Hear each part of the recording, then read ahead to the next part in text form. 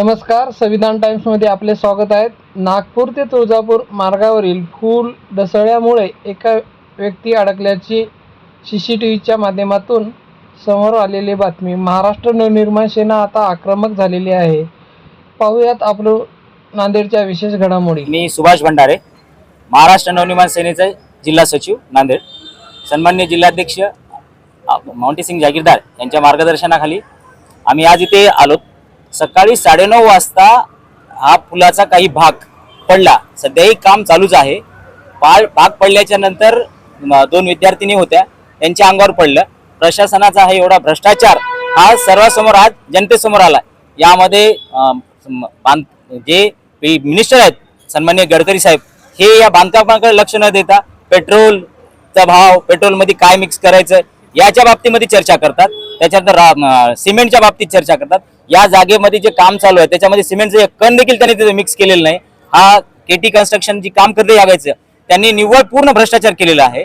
प्रशासन यांना त्यांच्या पाठीशी उभं राहून त्यांना असं दाखवण्याचा प्रयत्न करत आहे की काल रात्री भूकंप झाला, भूकंपामुळे हे पडलं। किती घातांक धोका आणि जनतेला मूर्ख बनवण्याचं काम हे प्रशासन करत आहे। तुमची भूमिका काय राहील आता? आमची उद्याची भूमिका खळपटाक आंदोलनाची राहील। त्यांचं नॅशनल हायवेचं जे ऑफिस आहे हे आम्ही ऑफिस उद्या फोडून टाकू।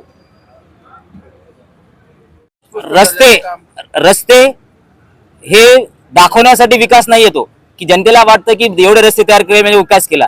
अहो 1840 इंग्रजांनी बांधलेले रस्ते आजही जशाच्या तसे आहेत।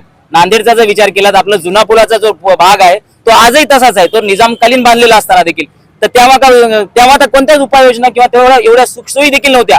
ते रस्ते चांगले बनवू शकतात। या प्रशासनाकडे एवढे असताना देखील भ्रष्टाचारामध्ये दबल्या गेल्यामुळे असे रस्ते बनवतात। सिमेंटचे रस्ते अजून असे बघताय तुम्ही, भेगा पडलेला आहे। याच्याबद्दल तुम्ही काय सांगणार आहात?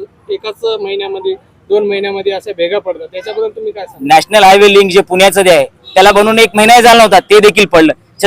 ते भ्रष्टाचार छत्रपती शिवाजी महाराजांचा पुतळा जो रायगडला बनवता ते देखील 5 ते 6 महिन्यामध्ये पडला। त्याच्यामध्ये जनतेने स्वतःला समजून घ्यायला पाहिजे की हे लोक काय करायला, तुम्हाला मूर्ख बनवायलेत आणि सत्ता काबीज करायलेत।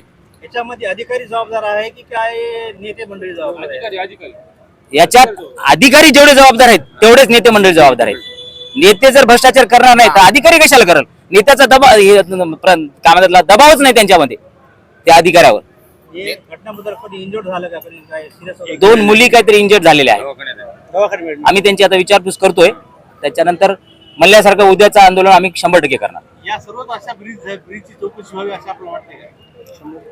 ब्रिज अजून संपलाच नाही, ते म्हणतील उतर काय देतील, अजून चालूच आहे काम चालू असताना हे पडतं। अजून जर पाऊस पडला ते सगळं अजून ढासळेल, तिथं सिमेंटच नाही। पण या रोडवर वाहतूक आहे का सध्या? आहे ना बंद केली, चालू होती सकाळी, बंद झाली। बंद केली।